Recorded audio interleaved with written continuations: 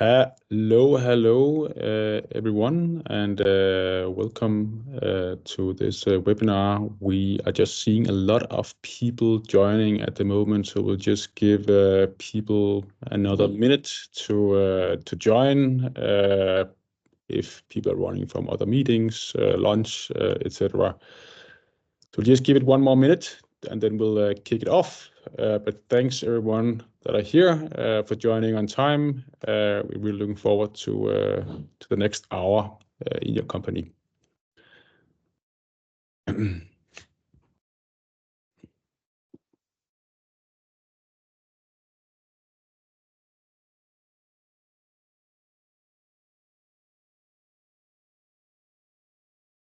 Please feel free to commit answers here for the poll. It's a very short poll just to get some kind of indication on your take on MicroCredentials here. So something we can use as an engagement point during our conversation here the next hour.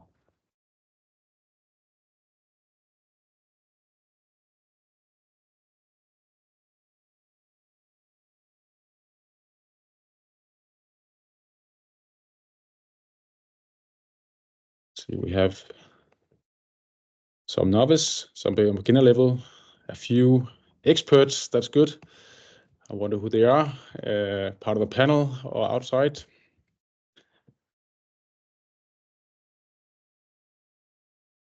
Interesting one here.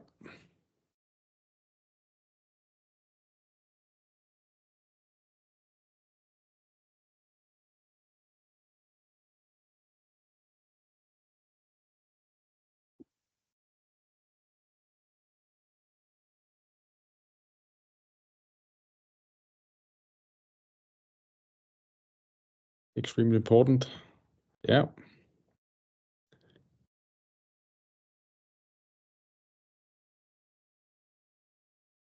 So national support is needed. Great. We will kick off now. I think we have everyone here. If you have the poll on your screen, you can simply click the little X to remove it, so you can all see the so you can still see the presentation here.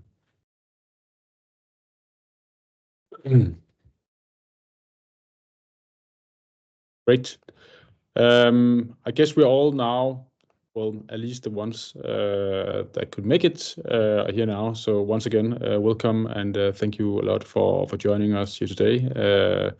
Please, engage in the chat. Let us know where you're from, country, maybe the organization, and feel free to engage and ask questions along the way when we are presenting to make it more engaging and two-way communicative. So we are not doing all the talking. Please engage as much as possible. With any questions you have, simply raise your hand or ask a question in the chat. We have moderators on the chat to put your questions in line so we can answer them along the way. My name is Kim, and I'm one of the co-founders and one of 4 directors in DiplomaSafe. And I just want to give you a little background of why we're hosting this specific webinar on MicroCredentials. So we'll start with this very short intro, and then I'll introduce you to the speakers. And of course, we'll go through the topics of today, which is the 2 cases, one from Dublin City University and one by RISE. And the Q&A will also be afterwards, but we can also do the Q&A, as I said, during the presentation. So please just raise your hand if any questions arise, and we'll try to answer them as we go along here. And that's more or less today's agenda. So DiplomaSafe is a platform that helps education providers issue digital credentials. So we have built this platform. We started 7 years ago, and today we support a little more than 40 countries and different educators in those countries with the assurance of different types of digital credentials, from transcripts to certificates and badges, also supporting MicroCredentials. We've been involved in a lot of discussions around micro-credentials over the last year. We have one of the thought leaders within micro-credentials in Europe on our board, who's helping us also developing a platform related to this specific area. And one of the things we come back to a lot is what is micro-credentials? How are they actually, those programs actually created as part of the curriculum? How is that done? How do we secure that there's a high level of quality in the delivery of those programs, etc.? So that's why we thought it would be a good idea to start here, and that's why we have invited some speakers for today that I'll just introduce now. We have Marit. Yeah, I'm not in control of the slides, as you can see, but so we'll jump to this part to get to the actual part, the exciting part for this webinar. But we have the speakers here, and we have Marit. And sorry, Marit, I'm not pronouncing this correctly. You will be doing that yourself in a moment, from Dublin City University. And she's a key figure there, and as the director of the micro-credential strategy and innovation and head of the DCU studio. She will present a case on micro-credentials from DCU.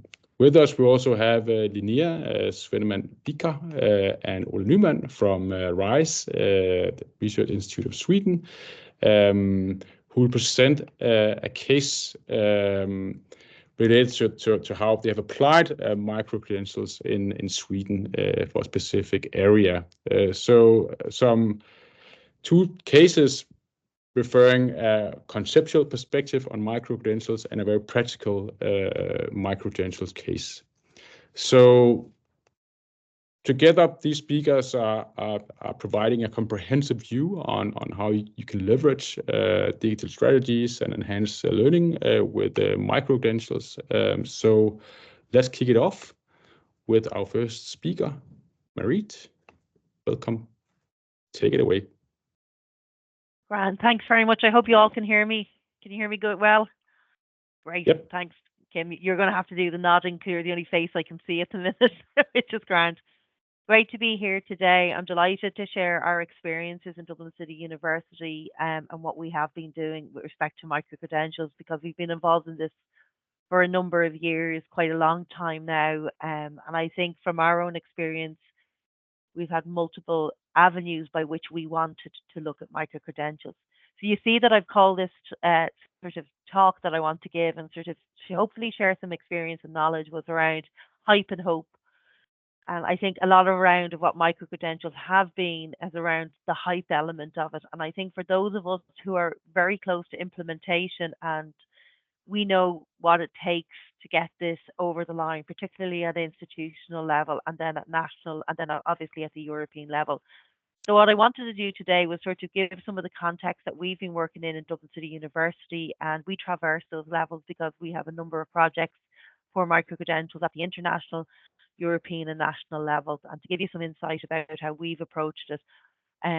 One of the things we know from about micro-credentials is that it has not gone away. So I think one of the hype around micro-credentials has been, a lot of the grey literature has come out, has written everything that you can imagine. Micro-credentials are going to solve everything. You could be crass and say, well, what won't they solve? But I think from the perspective of the reality and where policymakers are trying to get to, they see it clearly in the employability, the lifelong learning, the upskilling, the reskilling, all of those packaged around the wider issues such as the green and digital transition and the triple transition. You can see here I've referenced some of the work that's happening, whether that's microcreds in Ireland, whether it's the stuff internationally, in Australia, in Malaysia. There's a huge amount of work going on across the globe and in different aspects relating to micro-credentials. And I think that's really, really important. So some of the work, say, in Malaysia, that's really been good, has been around the recognition of prior learning. So, and then other parts that I think just recently you may have seen it on my LinkedIn page. I reposted one coming out there and it's going to be available soon. It's a maturity model for European higher education institutions. This is a really good piece of work that's coming out. So if you go to my LinkedIn page, you'll be able to see it.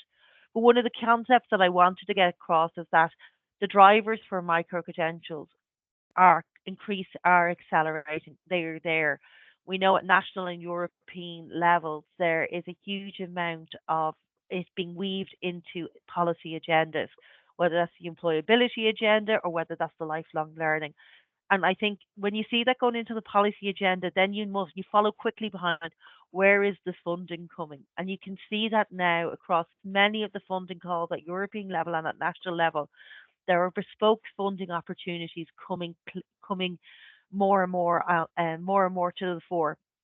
There's Erasmus calls out at the present with respect to micro-credentials, and there's Digital Europe that covers micro-credentials and across Horizon and other action plans. So huge amount of opportunities for institutions, for industry, for stakeholders who are involved in the wider ecosystem of upskilling and reskilling to get involved in that sort of event, to participate in a network to develop out credentials for this and micro credentials in particular. I'm not going to go into the reasons why micro credentials are good or bad or perceived to be good or bad or the benefits of them. I think they're really, really, really clear. But I think from the perspective of Europe, you can see that we have embraced these, and we can see that we've done a lot of work around the infrastructure, and now we're doing a lot of work around the implementation. So I might go forward there at the next slide, please. So the recommendation from the European Commission, it's 2022, came out originally December. Really, really important what this has in it, because in it you can see where there's an effort by the European Union to really drive in a cohesive way micro credential development and embrace it for not only employability, which is grand, but also for the lifelong learning aspect, and also to do with all forms of learning. So I've spoken numerous times around micro credentials and them being involved for recognition of prior learning, recognition of non-formal and informal learning. Obviously, I come from a higher education institution, Dublin City University, where I'm involved in micro credentials every day of the week at different levels, and that's around the formal side of it. But there's a huge amount of work being done around micro credentials and looking to ensure that they are comprehensive in that they deal with all forms of learning. And I think that's a really, really important point. And I think we're trying to, I think in the next slide I have where we push the dial out. Like, so if you look from the literature in micro credentials, you'll see a lot of the emphasis is placed on address labour market needs, address labour market needs, address labour market needs.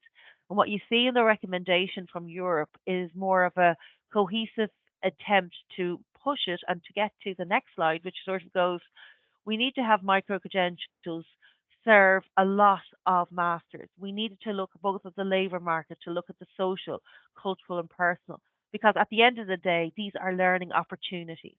So, therefore, if they are learning opportunities, they should service all of those. Coming back, obviously, to the labour market side and to why it's a particular emphasis for employability and why micro credentials are seen as something that industry can work to is that we know that there's a huge demand, there's a huge change, all of the different elements that are transforming how work is done. We can see that micro credentials have been posited as one aspect, only one aspect, short form learning as one aspect of creating the new skills and competencies and knowledge that are required for those who need that type of upskilling or reskilling or knowledge depth and to be created to enter in and to support industry and to support their own lives as well. So there are I suppose the four areas: bridge skill gaps, improve retention, enhance competitiveness, and also this notion of personalized learning. So what do micro credentials really look like? And I think this is some of the aspects which Kim made reference to. And what are micro credentials still? We still have a little bit of that question, but we know that there's a little bit more of a framing now of what micro credentials mean because of the recommendation and because of the European definition. Move to the next slide, please. So one of the things I think that's really important for institutions is if they're going to get involved with micro credentials, you need to really understand the why. You need to understand that. And a lot of institutions have this FOMO or the fear of missing out. Our institution, Dublin City University, was very clear about why we wanted to get involved. We have a particular agenda around lifelong learning and employability, so we knew that. But I think an important aspect of understanding micro credentials is potentially the impact. And what we understand from the literature of micro credentials is that it is assumed because they are an educational offering that they will impact positively the outcomes of the individual learner and then other stakeholders. And I think that assumption can be broadly seen as something that could be valid. The OECD is publishing work regularly in this area, so I think you should keep an eye to what the OECD is publishing and other international actors as well, such as UNESCO, etc., and of course the Commission in itself. So I'd really think that you should look to this. But what they have done in their 2023 paper that I referenced here is that they've gone and they've actually looked to see, okay, is there an impact or is it only particularly in particular sectors? And I think this is an important thing for institutions to understand is that potentially micro credentials may be particularly good for particular disciplinary or sectoral areas, but not so good in other areas. So I think from an institutional perspective, it's an interesting point. We'll move to the next slide, I know. And again, this is just a piece that I've taken out of that. So again, this is from I want this is my sort of if I was to give any advice to institutions, is trying to understand, trying to make that nexus between the understanding what a micro credential, the efficacy of it, and the link of it is your own strategic drivers, and that for some areas micro credentials potentially do not make sense. And I think we need to be clear about that. The evidence, as I have it in here, produced says the more that the efficacy is dependent on the right program for the right learning profile, which is a sort of a duh moment. But there, we don't want to produce a huge amount of micro credentials and have mismatches between what is what the learner needs and what the micro credential can deliver on. And some of the things that I'm worried about at present is this matching of what competencies and skills are actually needed for micro credentials and learners. And I think that's something that we've tried to address in Dublin City University and through the ECIU. When we look to the wider landscape, we know there's a complete movement. And again, this is from the institutional perspective. You can see this, and this is from a Whole in IQ webinar on micro credentials last year. Whole in IQ are a research consultancy, and they do these international surveys quite, and they provide output from them. But I think they give us some really good insight into the waves of what's happening around micro credentials. And they're saying that a lot of what's happening is around purpose, policy, and product. And you see a lot of institutions trying to get to why are they doing it, the policy around there, and also the product end of it. So, as in, what are the type of how is the microcredential landscape developing out? Is it becoming just educational institutions developing these, or is there more of a collaboration with industry? Remembering that the reason that micro credentials are being developed is because there is an actual need in the market to ensure that there is more collaboration, etc., with industry and a reflection of the requirements of skills, competence, and knowledge. You know, we've all have heard of that, I suppose, criticism of a lot of education that's provided, saying there's a mismatch between what a graduate or a learner can do and what they need in the workplace setting. So I think micro credentials in some way has been used to potentially address that. The next slide shows that sort of the web, you know, you always have to put a web 1.0, 2.0. I think we've probably moved into 4.0 at this stage. But again, this is Whole in IQ. They were just trying to place out what the global landscape is looking to. So the notion of where you can see and what institutions are trying to do. Because really from an institutional perspective, there's obviously the academic or the wider breadth of us trying to deliver learning. And most of us are public universities or public education and training providers. A lot, though, are private. And we have agendas there for the public good. But essentially, for institutions, we're not, though, charities. As we say in Ireland, we need to be able to ensure that these micro-credentials, these shorter form learnings, because they're different to what we would normally provide, or that we've always delivered short form, but we actually now are doing it at scale, many of the institutions.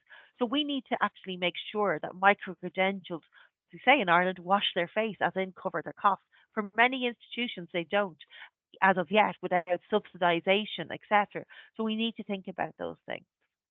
If you move to the next slide, please, we look to, I suppose, some of the areas of what micro-credentials have been. So this comes out of a review that we were doing. It's just saying all of the different definitions of micro-credentials. These are some of the key elements that are coming into it. I think from an institutional point of view, one of the key things is around what is the assessment going to look like. From the other part of it, and I know that we're doing lots around the end product or the parchment or the transcript and that comes from a micro credential. So important. Really, really, it's a massively important element of it. And we'll just progress forward. So for my institution, how we looked at it, and I'm going to whip through this, we looked at it really, really strategically. We said, okay, let's try and think about our offerings in an ecosystem approach. What do we want to look from our macro credentials, our micro credentials, our short courses, and then what do we do then from badges and awards? And we use the bundled and bundled, looking to our current provision, looking to new provision, and looking what we can do for non-credit. So we had to take a holistic look at the offerings that our institution provided. And based on that, we have looked to develop out that ecosystem and using micro credentials as one element of that ecosystem, and knowing that there's other digital credentials that we provide as an institution using different platforms, which are also supportive of that and are an element within our ecosystem. Okay, we might move on. So we have the DCU Micro-Credential Hub, which you can go if you just Google DCU and micro-credentials. And in that, we try to develop out all of the different aspects, telling people what micro-credentials are, obviously, and then our portfolio. And we move forward. Just want to We've defined exactly what micro-credentials mean to us. So you can't just call something a DCU because it's part of a degree and you unpackage it from the degree in micro-credentials. That is not the approach we have. We take the European we've taken the European definition, and then we've operationalized to say what that means. We've called out what collaboration means with industry or with other societal stakeholders. We said, what does assessment look from a micro credential? We have internal quality assurance and we have external quality assurance now, which is provides for that. We also have a learner-centric approach or a learning-centric approach.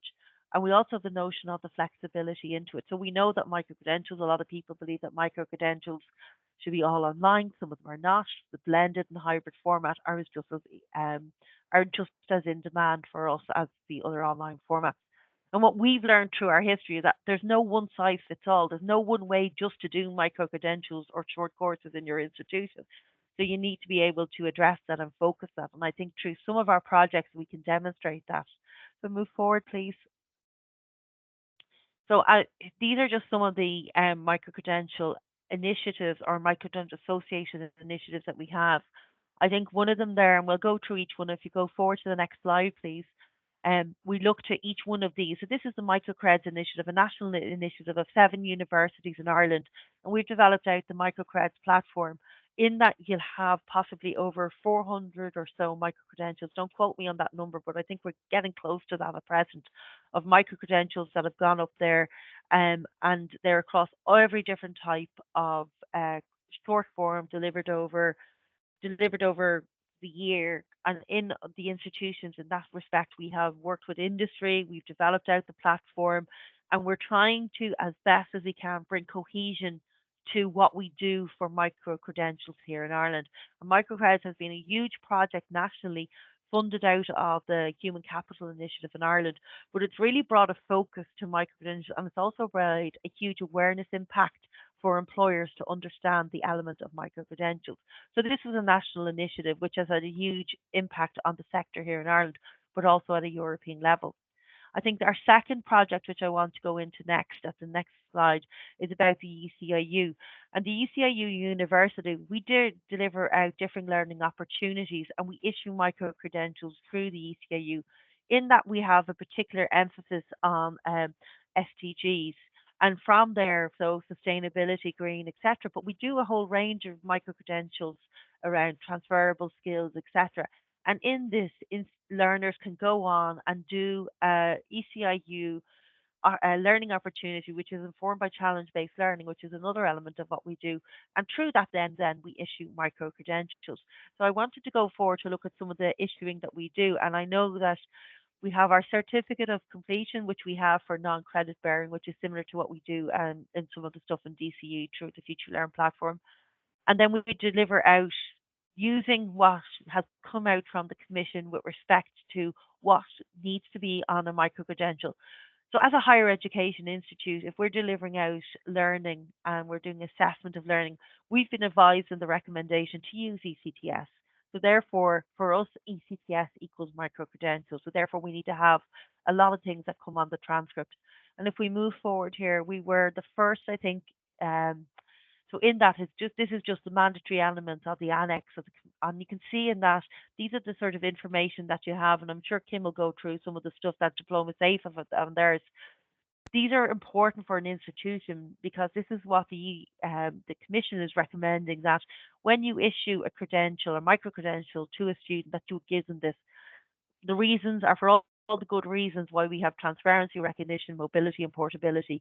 And we've partnered with the European Digital Credential Platform to issue them via what a lot of people know as Europass, but it's the Digital Credential Platform, and we use that.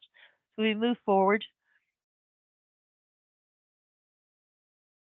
And the reason why we did it, because what we've tried to do is ensure that we're addressing all of the and a lot of what we're trying to do, I think, from this perspective is similar to what we have. It's all around interoperability. What we're trying to ensure is anything that we issue is around interoperability. So we have to make sure that we're doing around things around the learning model, whatever the European learning model.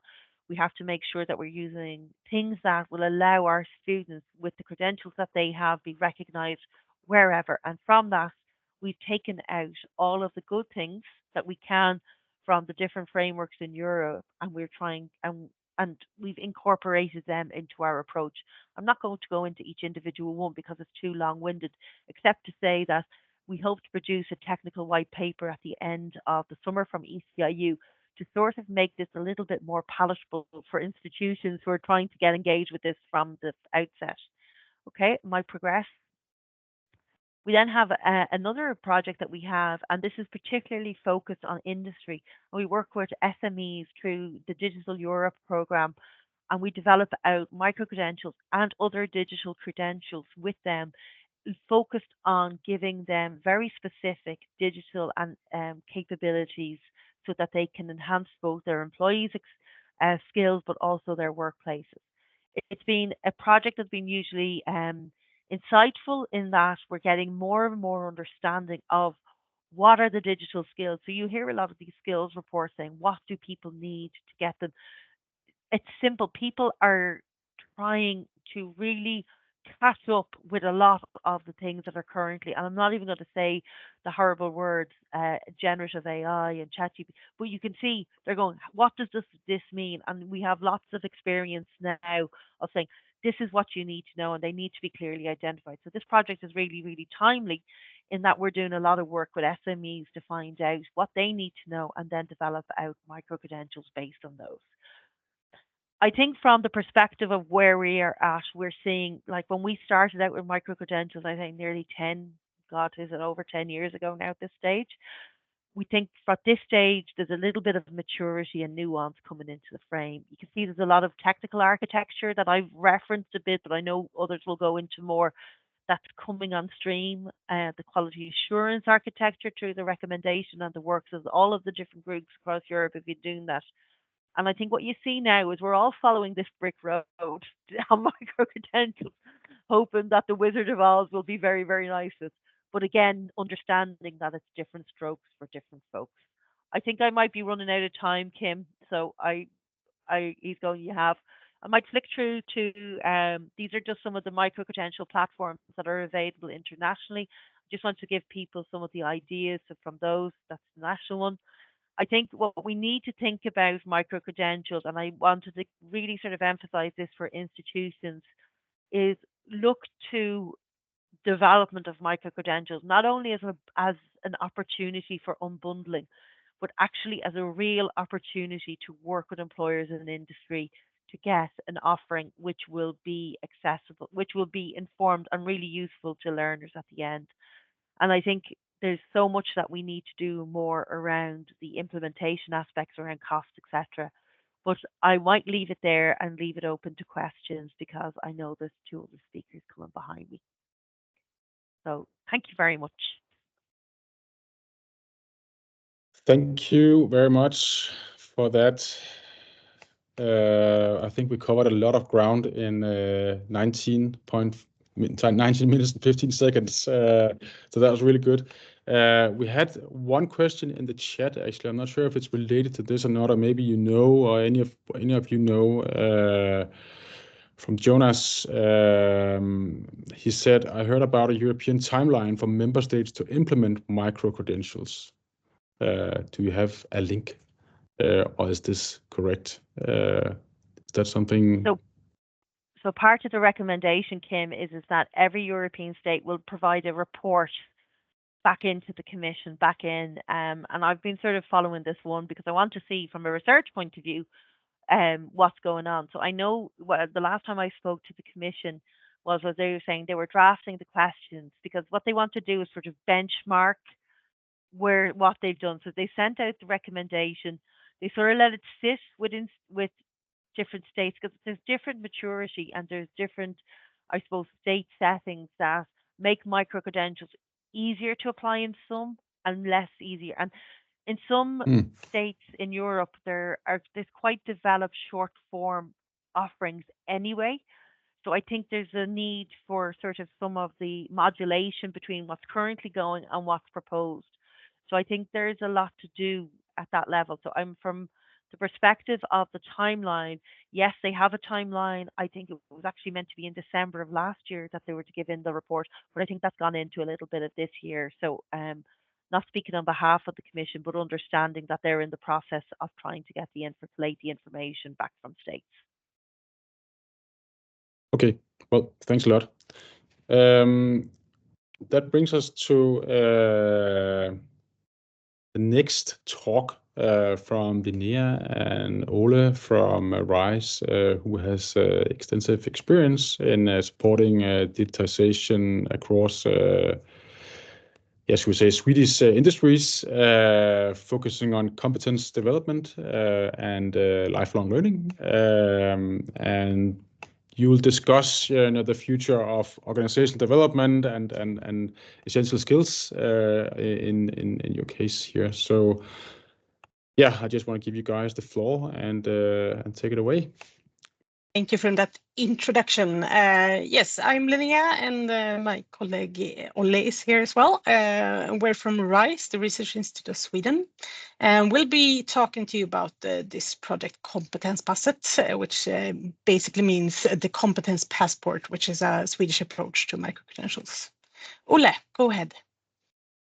Yes, the project was created from the discussions in the European Commission's regarding micro-credentials. It's financed by Vinnova, which is Sweden's innovation agency, and it's a collaboration between RISE, Research Institutes of Sweden, that's us, the Swedish Public Employment Service, and the Swedish National Agency for Higher Vocational Education.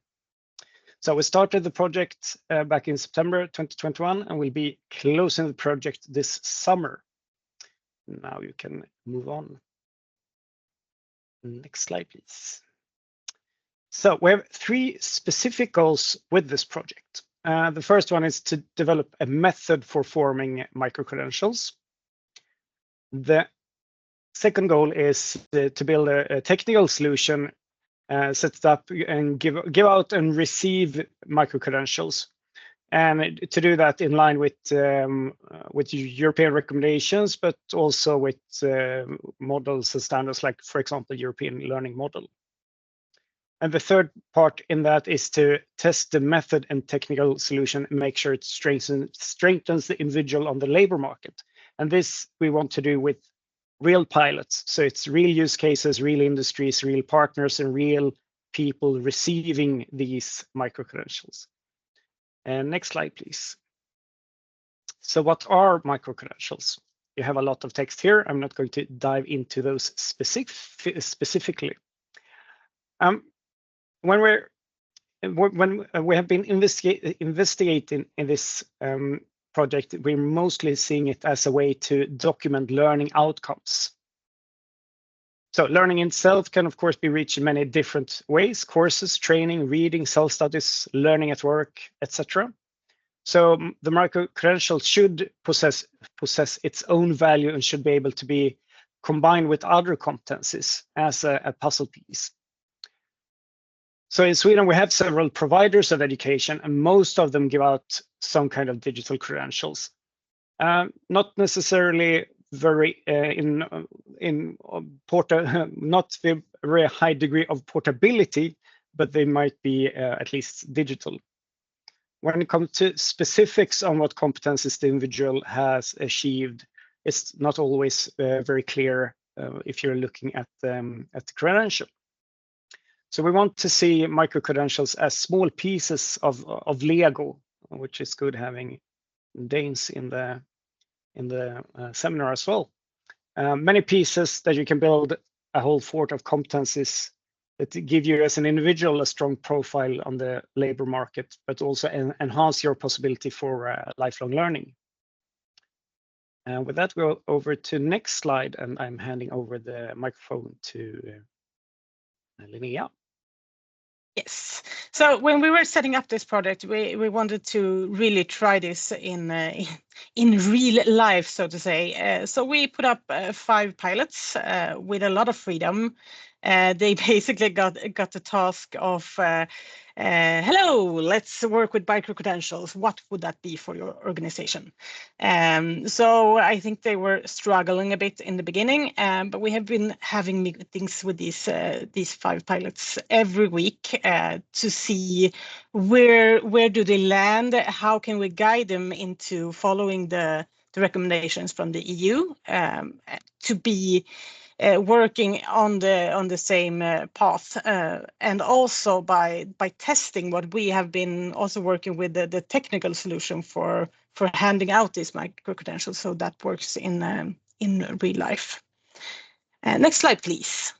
The first pilot is Arbetsförmedlingen, they're called in Swedish, so the Swedish Public Employment Agency. They have been working with pilots or with different aspects of how do we map competences, how do we combine skills and competence development to get a new job.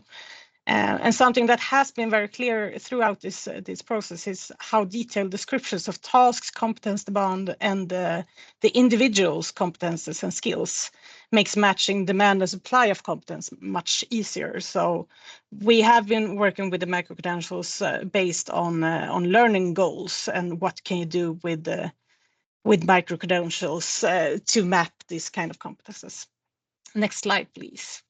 Handelsrådet was our second pilot. Handelsrådet is the Swedish Trade Council, or an organization of different members in the trading section.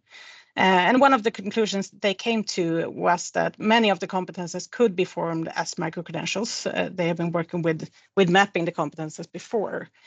And the competences that were of highest interest would be around assessing clothes and fabric for circularity, customer reception, and skills of trade and sales, of course. Next slide. The third pilot is Proteko, or the Nordic Textile Academy, Nordiska Textilakademin. They have been working for a long time with the individuals far from the labor market, often immigrants who are who say that they are skilled seamstresses working with fabrics and making clothes and such. But they have been working for many years with the process of assessing the skills, and they see micro-credentials as a good tool for describing skills in a detailed way, and also mapping where skills needs to be reinforced or developed. Next slide. And then we have Skellefteå municipality. I know Ann-Sofie is here in the room as well. She has been leading this pilot. And they are, of course, a municipality, and as many of the municipalities in Sweden, they have been having challenges with finding staff for elderly care and care at home. And they have been having a program for teaching both care and Swedish provided by the municipality. But since the students will pass the degree with 50 to 60% approval of the things they've been learning, they don't have enough language skills to be able to perform their job. So they have been working with MicroCredentials during this project and developed MicroCredentials for Swedish in health and social care. When the learning goals have been achieved, they know that the students have the right skills and they are equipped for the job.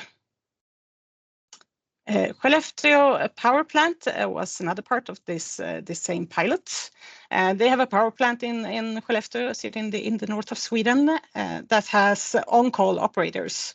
And they have their responsibilities at the power plant after they have been working for 7 years in the power plant. But now with the MicroCredentials, they can actually say that they have the right skills to do this task. So it's safer for the staff and also safer for the production. Next slide. Sobona is a member organization for companies governed by Swedish municipalities.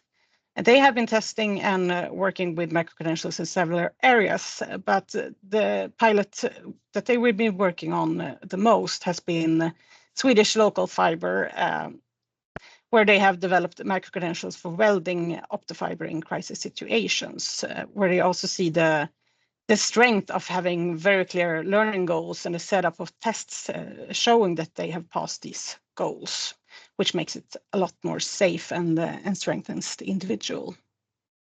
Next slide. So they have been working with a lot of freedom. They were given a very unclear start from the beginning, but we wanted them to have the freedom of finding the competences that were of great importance of their respective organizations, and to see where MicroCredentials could fill the gaps that they would find.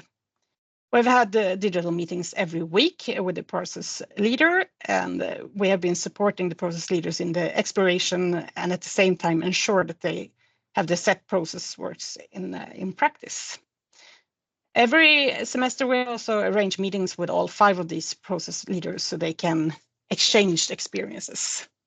So these were the goals that we have been setting up from the beginning. We're achieving these, and we also have a few extra parts. We have seen how MicroCredentials strengthens lifelong learning, and that learning outcomes that come from other parts than education and courses and study programs can be strengthened by documenting how and what and by whom the learning has been achieved. So the diploma, or well, the MicroCredential that you get after achieving a MicroCredential is very clear on what can you do with this MicroCredential and the learning that you have been achieving. Next slide. So we're nearing the end of the project. So right now we are mapping up what we've been learning during this process. We were setting up high goals for reaching them, and also come to a lot of learning outcomes and conclusions during the process. So we're arranging a digital national conference about the project. So if you know Swedish, you are welcome to attend on the 13th of May. And we're publishing a digital guidebook, also in Swedish. We might have to translate it, on how to actually work with the MicroCredentials based on the learnings from this project. And we will also publish a report about the projects and our methods and recommendations on MicroCredentials in a Swedish context. As I see it, and I think Olle agrees, I hope, it has been very clear that if you can map out the competences that you need and also document the competences that you developed during your years in your job or from other parts of the society, that would strengthen the labor market and also the individuals in this. So we get a lot of questions about MicroCredentials. How do we start using it? So we hope that a lot of more people are going to start working with this. Thank you. That was it. Thank you very much, guys from Sweden. Are there anyone from the audience that has questions related to either Marit's or Linnea and Ole's presentation here that they would like to get off their chest?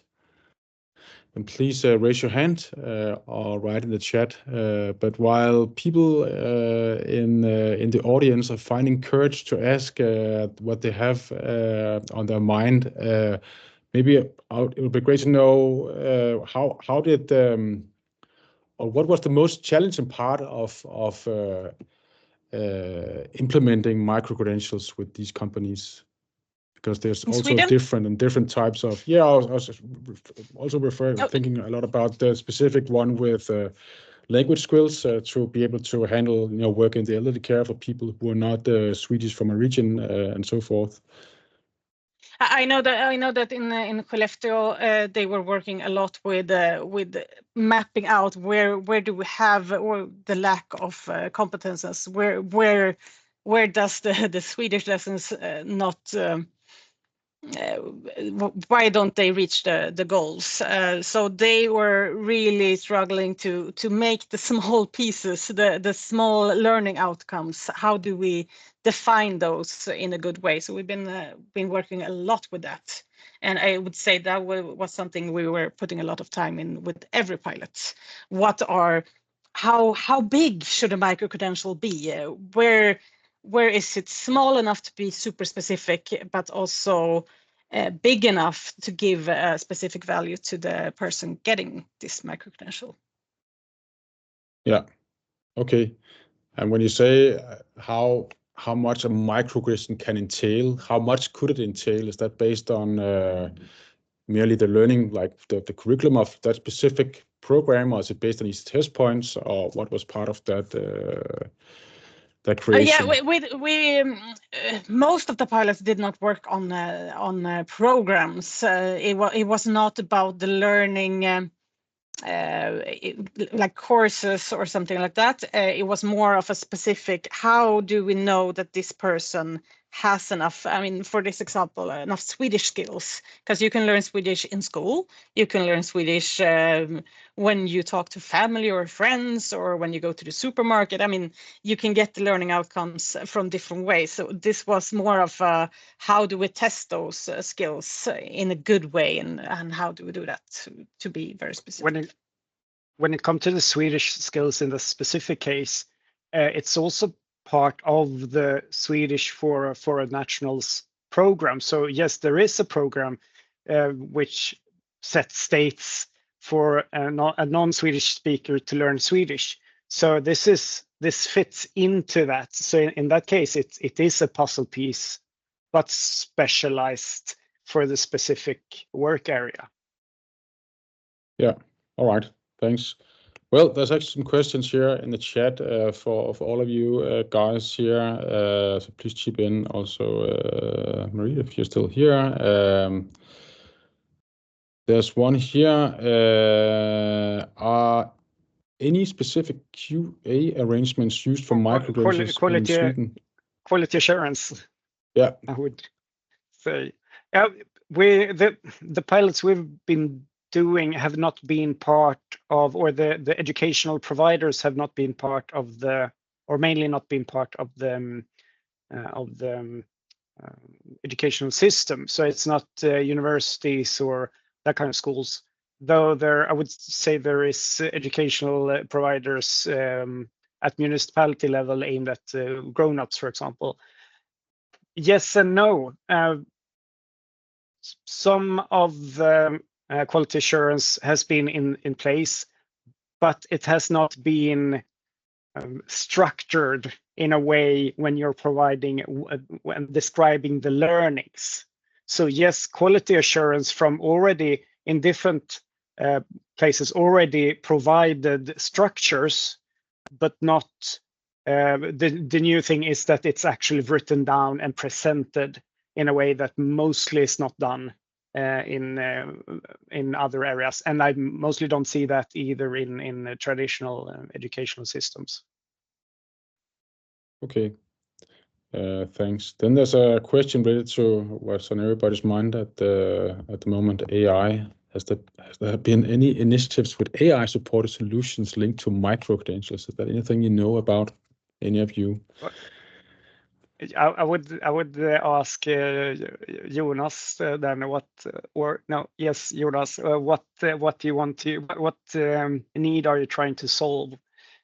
We can obviously see a reason to use generative AI to look over data provided by micro-credentials. But at this time in our project, we don't really have enough data to make it interesting or to make it valuable. For AI solutions or AI supported solutions for learning, yes, not that has been done in this project, but of course there is reason to do that, but it's not something we've been looking at specifically in our project. No, and I think this also goes beyond micro-credentials as such, because it's a lot related to your where do you want to go as a person? How do you want to develop based on your current skills, both the ones that are assessed and the one that has been learned on the job that might not have a specific credential attached, and so forth. And all that experience and learning could be combined to have an AI help you choose the right path, maybe the next course or the next route or a digital learning path, etc. That's something we're working with at Diploma Safe. So when a credential is issued, part of that learning journey could be to help you figure out what the next relevant training course or program, micro-credential, or any type of learning could be relevant based on your aspirations, on where you want to go, or even maybe a salary level or whatever makes sense for you as a person, because it's very different from person to person what you're trying to achieve and what you aspire for. So that's definitely something that could be related to looking at your skill set, all your experience, and also your dreams and hopes for the future. There was another question from. Sorry, Kim. Yeah, sorry, I didn't see it. Just on the AI piece of it, I know that in ECIU, one of the things that we've been doing quite a bit of work on is, it is exactly on the bit you were just talking to. So, like, we use part of our engagement with learners is through what we call a motivation scan. And then based on a recommender system, we then provide them with some recommendations for courses based on that. And it's trying to balance out the AI generated recommendations, and then I suppose with the scaffolded learning that you get and support with, through engagement with a non-AI, right, or a human as we're now called. So I think that's really, really important. We do this whole thing. We do a lot in the ECIU around the competence passport. So whether you, as part of that motivation, you're trying to develop a specific competence or you have a specific interest. And I think the point you made is really, really important. I think what micro-credentials are really all about for me is about that notion of flexible learning pathways. And I use the term pathways as being either very short or very long, dependent on where you want to go and what you need the micro-credential for. So I think from the perspective of the work we do in ECIU, we're trying to figure that out, how best to ask and engage with learners to understand where they want to be based on a number of input factors. And I think that's a really, really important part of the work that we do. On the quality assurance question, I think a lot from a higher education, a lot of time has been spent on quality assurance for micro-credentials. We have reports coming out of every other, place that you can imagine. So we have a recent report from the ENQA around micro-credentials and internal and external quality assurance, etc. So I think for me, that ship has sailed for a lot of us in higher education in particular. So I think there's a necessity also to look at the other side of this, because is it going to be a system of micro-credentials and digital credentials where those of us who are within the education and training systems, we have gone through all of the hoops of quality assurance, and then anybody can call anything a micro-credential if they develop it outside of that system. So I think we have to think about that. In some systems internationally, they've said, okay, no, there's a legal term to a micro-credential or a micro-credential from a particular region. And that may be a case where we'd be able to differentiate from where micro-credentials have met specific criteria, whatever that criteria may be. And I'm not saying it to be exclusionary. What I'm saying it to, though, is that as learning opportunities, we should expect them all to meet certain standards, independent of the provision that they are about. Because at the end of the day, this is in service of learners. And I think we need to focus on that as well, a little bit. Yeah. And we have been discussing that in the RISE project, where when you look at the micro-credential, Olle has received a micro-credential for Swedish in elderly care. It has to be very clear how he has gotten it, how was it assessed that he knows these learning goals, how has he reached those goals. So that must be very clear, but it also puts a challenge on when you look at 15 people, when you are trying to recruit someone and looking at those micro-credentials, what is most worth. But yeah, it's a good discussion. That also ties into the digital verifiable credentials.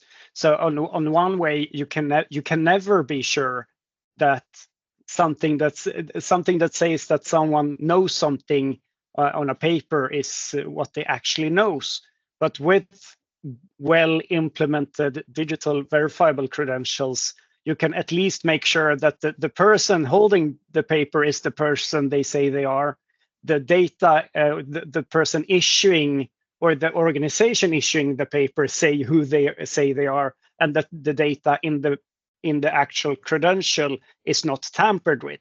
So you can the accountability of the whole stream or the whole process is much quicker and better.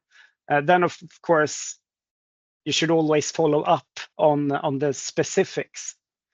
But I think there's a lot of possibilities also related to the digitalization on the European level, which I do believe, Kim, that we're sitting in the same European projects regarding digital wallets, etc., regarding skills data. Yes, exactly. So doing this from different directions we will be able to accelerate this on a European level. I do hope and think. Absolutely. So on that note, thanks a lot for your contribution, everybody. We have 1 minute left. So I'm glad I skipped the first few slides from my presentation, which were actually about how to issue digital verifiable credentials for micro-credentials specifically.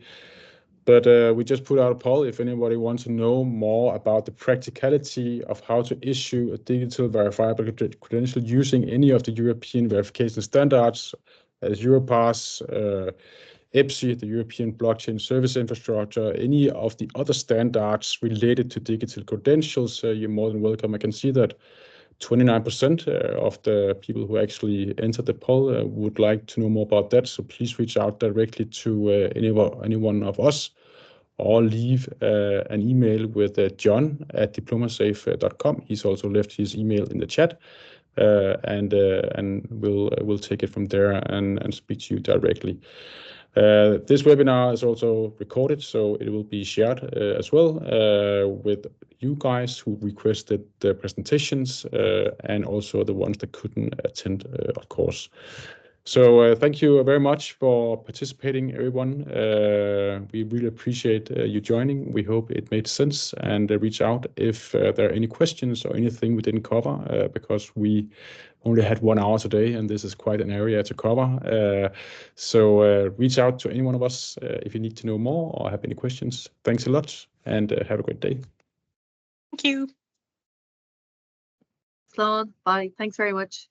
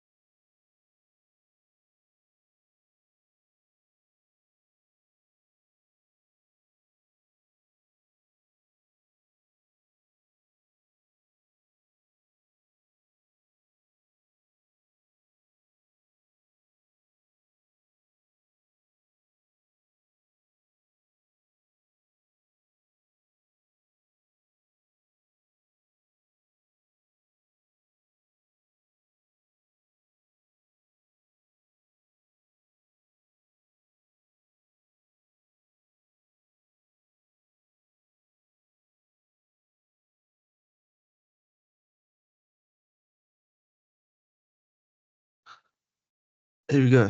Hi, Kim. Hey. I'm just removing. I was removing everyone quickly. Yeah, exactly. That's fine. All right. 70 attendees. That's more than expected, I would say. But that's good. Yes. I think the at one highlight was point, 72. the highest point was 78. Oh, 78. Okay, that's pretty good. It's really from good. 100 signups. Yeah, that's really good. And Marie actually managed to go through all the slides. No, she went about through. That's pretty impressive. Yeah, she went through, I think, maybe 12 of the 30. You're a bit frozen. I'm not sure if it's my internet cutting off now. I'm jumping out as well then. Take care. Cheers, Ole. Maybe I love yeah.